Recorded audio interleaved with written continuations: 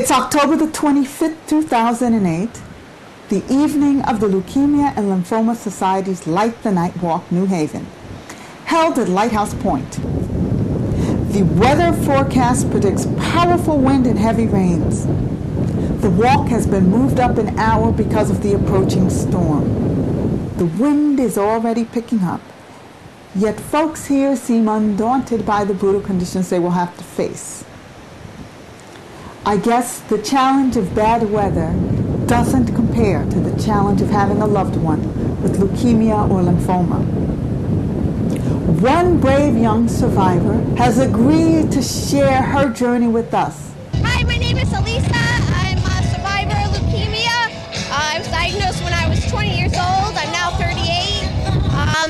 So I'm just going to explain a little bit on how I was diagnosed. I was 20 years old, dating someone for about 3 years, and I went for a physical. And I went out that night, and my mother had me paged at a restaurant and told me to get home, and I had a doctor's appointment the next morning with an oncologist and at 9 o'clock, and basically told me that I had leukemia and I would need to meet in Yale, New Haven by noon. Did not know what leukemia was, didn't even know it was cancer until after about 20 minutes into the conversation when my mother started crying. Anyway, I was admitted that day. It was a Friday. It was actually Good Friday. And went home, packed a bag, wasn't even feeling sick. Basically, the chemotherapy made me sick. Was in the hospital for about 2 months. And I was in the hospital for my 21st birthday. So they told me I pretty much had to have a bone marrow transplant, and that took about 5 months to find. And I was actually my own donor. I had an oncologist bone marrow transplant. So I had to go to Sloan Kettering for that. Basically, I feel as far as my life, it just put my life on hold for about 3 years. So since then, I have my life. So there's some things I'm not able to do because of the leukemia.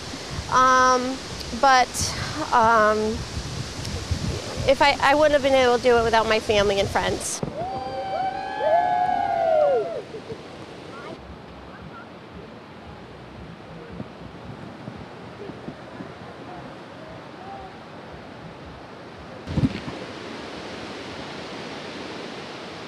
Let me tell you, this walk was very hard, and I think it kind of represents the whole journey I had with my leukemia, because walking in the rain and the wind and the sand just represents how many people go through such hardship and how they can get through it. We finished this walk, and just like I was able to overcome this disease, and I really think with having positivity for people who might be going through this, I think really what helped me was having a positive attitude. It's really hard when you go through something difficult like this to be positive, but if you just be positive and keep thinking good thoughts, you can get through it. And then again, with the love of your family and friends, that's how I did it.